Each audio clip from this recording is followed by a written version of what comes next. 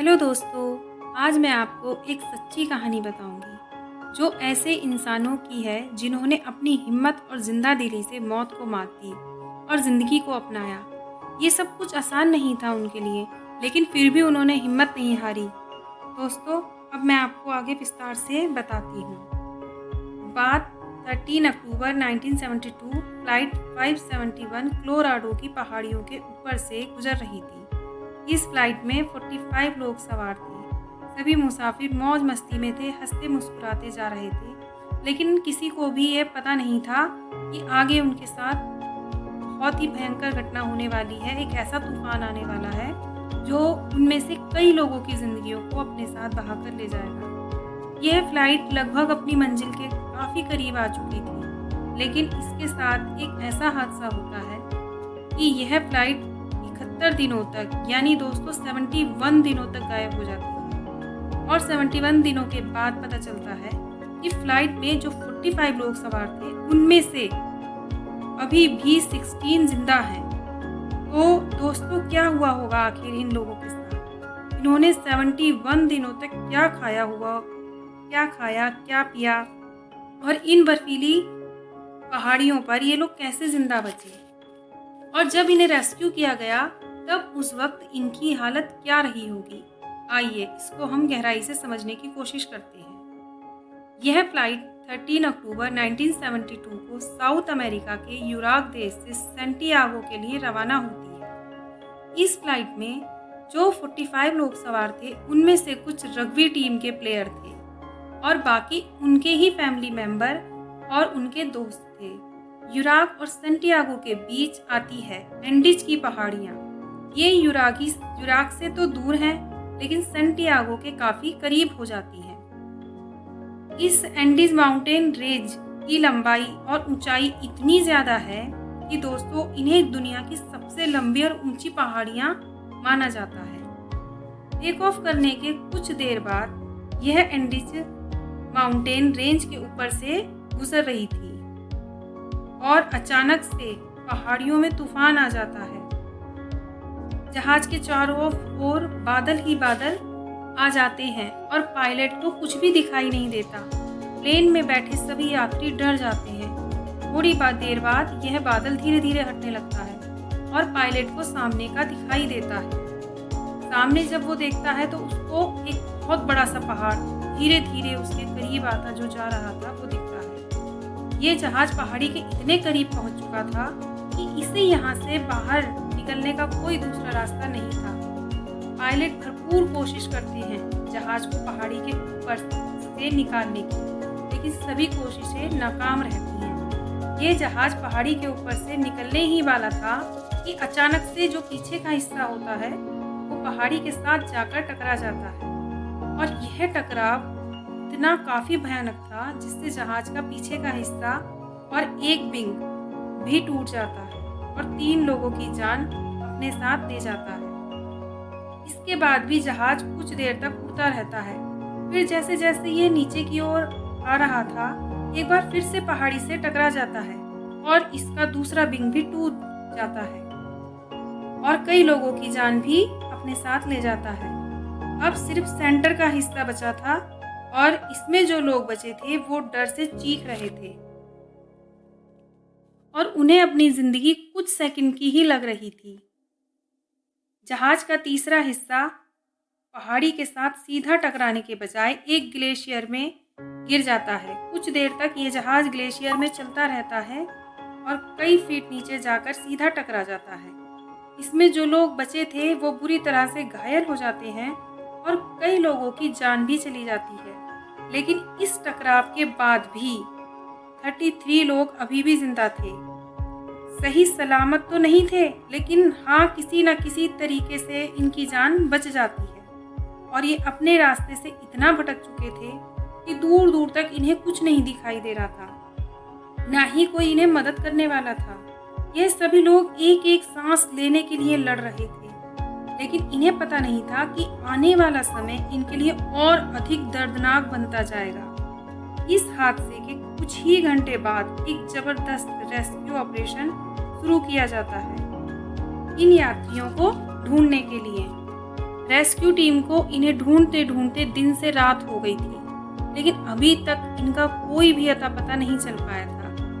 एक रात इन यात्रियों को इन बर्फीली पहाड़ियों में ठंड का सामना करना पड़ता है और सुबह को पता चलता है कि जो 6 लोग और थे इनके साथ वह भी मर चुके हैं। ये ठंड इतनी ज़्यादा थी कि इसे बर्दाश्त करना बहुत मुश्किल था, इसलिए इन 6 लोगों की मौत हो जाती है। अब बचे सिर्फ 27 लोग। हादसे के दूसरे दिन फिर से रेस्क्यू ऑपरेशन शुरू किया जाता है और इस ऑपरेशन के लिए 11 हवाई जहाज़ों को इस्तेमाल किया गया ताकि इन यात्रियों को ढूंढने में आसानी हो। लेकिन यहाँ समस्या यह थी कि जहाज़ का रंग भी सफ़ेद था, जो बिल्कुल बर्फ़ जैसा ही दिखता था, और ये जहाज़ इतनी गहराई में गिरा था कि नीचे वाले तो ऊपर उड़ते हुए जहाज़ों को देख सकते थे, लेकिन ऊपर से रेस्क्यू टीम इन्हें नहीं देख पा रही थी।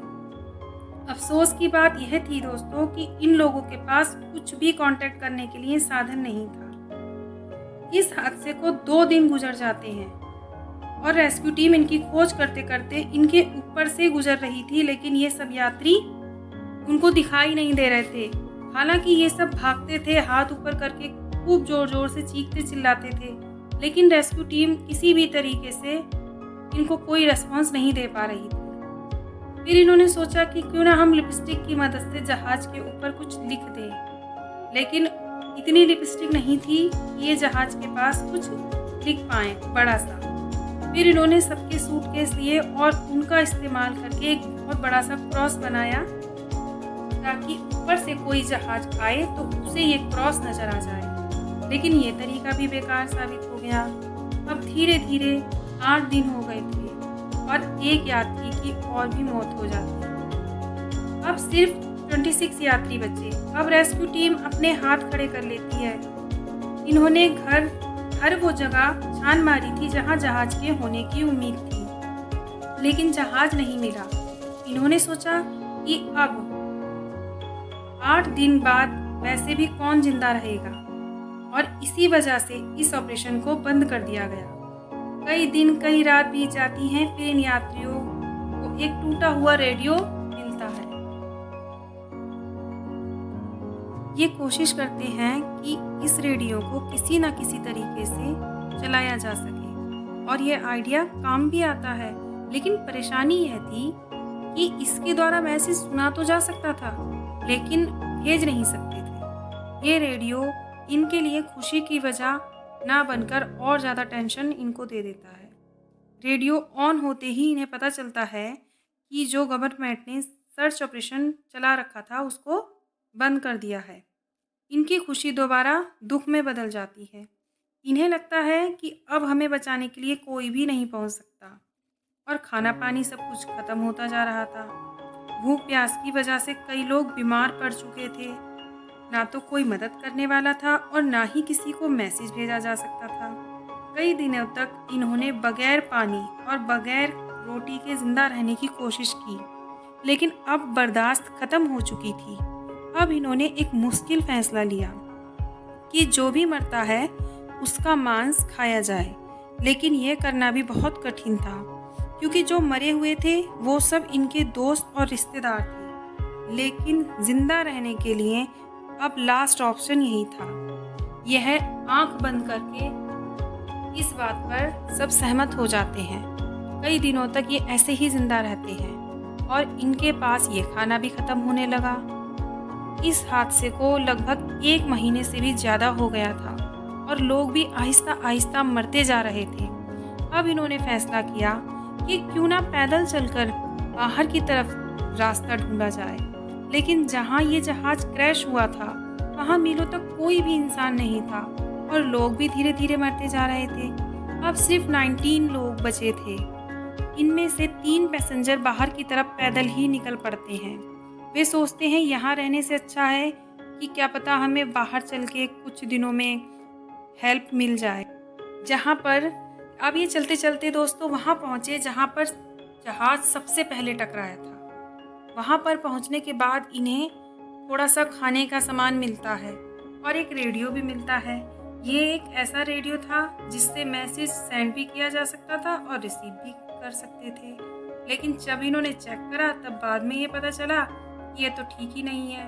फिर इन दोस्तों ने सोचा कि यहाँ वक्त जाया करने से अच्छा है कि हम लोग यहाँ से चल दें। रास्ते में सब पहाड़ियाँ ही पहाड़ियाँ थीं और चढ़ाई का रास्ता था, क्योंकि जहाज जहाँ पर क्रैश हुआ था वो बहुत ज़्यादा गहराई में था, इसलिए इनको ऊपर चलना था। ये रास्ता बहुत मुश्किल था और सर्दी भी बहुत थी, और जब रात होती थी तो ये सब एक साथ मिलकर सोते थे। कई दिनों तक सफ़र करने के बाद इन्हें पता चलता है कि ये रास्ता गलत है, क्योंकि आगे सिर्फ पहाड़ियाँ ही पहाड़ियाँ हैं, कोई गांव दूर तक नहीं है। जो खाना साथ में ये लोग लेकर चले थे अब वो भी ख़त्म होने वाला था। इनमें से एक यात्री हार मान जाता है और वो होपलेस होकर पीछे लौटने के लिए बोलता है, परंतु जो उसके साथ के दो साथी थे वो कहते हैं कि हम आगे ही बढ़ेंगे, और वो दोनों आगे बढ़ते हैं और जो इनका एक साथी होता है वो पीछे जहाँ से आए थे वहीं लौट जाता है। फिर लगातार ये कई दिन तक चलते रहते हैं। चलने के बाद इनको एक पानी की नदी दिखती है। इस नदी को देखकर इनकी खुशी का ठिकाना ही नहीं रहता, क्योंकि ये लोग कई दिन से प्यासे थे। फिर ये उस नदी के पास जाके खूब सारा पानी पीते हैं।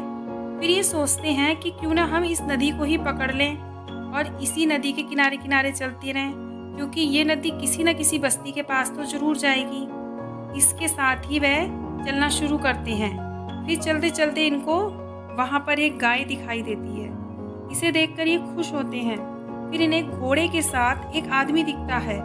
ये जोर जोर से चिल्लाते हैं, पर नदी के जो पानी था उसका शोर इतना था कि उस आदमी को इनकी आवाज़ ही नहीं सुनाई देती, और वे इशारे से इनको बताता है कि मैं कल आऊँगा। फिर ये एक दिन उसका इंतज़ार करते हैं। अगले दिन वो अपने साथ दो और लोगों को साथ लाता है, और अपने साथ एक पेपर और पेंसिल भी। वह पत्थर से बांधकर इनकी तरफ पेपर और पेंसिल को फेंक देते हैं और इशारे से कहते हैं कि जो भी तुम्हें बात कहनी है वो इसमें लिख दो। फिर ये लिखना शुरू करते हैं कि हम यूरागो देश से सेंटियागो के लिए जा रहे थे, लेकिन हमारा प्लेन क्रैश हो गया है और हमारे काफ़ी साथी मारे गए हैं और बहुत ज़्यादा भूखे और प्यासे हैं, प्लीज़ हमारी मदद करो। ये लिखकर ये नदी की दूसरी तरफ फेंक देते हैं। जब वे तीनों इनके लिखे हुए वाक्यों को पढ़ते हैं तो उनके पैरों तले ज़मीन खिसक जाती है। फिर वो सोचते हैं कि हाँ, हमने सुना तो था कि 2 महीने पहले एक प्लेन क्रैश हुआ था, और ये पढ़कर वह किसान मगरिब की तरफ दौड़ने लगते हैं। ये किसान घोड़े पर थे, तब भी इन्हें बस्ती तक पहुंचने में दोस्तों 10 घंटे लगते हैं। ये किसान बस्ती में पहुंचते ही नज़दीकी मिलिट्री तक ये खबर पहुंचाते हैं कि इस तरीके से उनको वहाँ नदी किनारे 2 व्यक्ति मिले हैं और वो बहुत ज़्यादा परेशान हैं। फिर जो मिलिट्री होती है वो उसको पढ़कर लेटर को फिर से एक रेस्क्यू ऑपरेशन शुरू कर देती है, और ये उस नदी के पास पहुंचते हैं जहां वो दोनों थे और हेलीकॉप्टर के ज़रिए उस नदी को पार करते हैं। फिर इन सर्वाइवर को रेस्क्यू कर लिया जाता है, और ये दोनों बताते हैं कि हमारी ही तरह हमारे और दोस्त भी बहुत ज़्यादा परेशान हैं और वो जहां प्लेन क्रैश हुआ है वहीं पर रुके हुए हैं। फिर जो रेस्क्यू टीम होती है वो उन्हीं के साथ 22 दिसंबर 1972 को पहुंच जाती है, जहां पर वो जहाज होता है, और वहां उन सभी यात्रियों को रेस्क्यू किया जाता है। और दोस्तों, भूख और प्यास और बीमारी के कारण उन सभी की स्थिति बहुत ज़्यादा खराब होती है।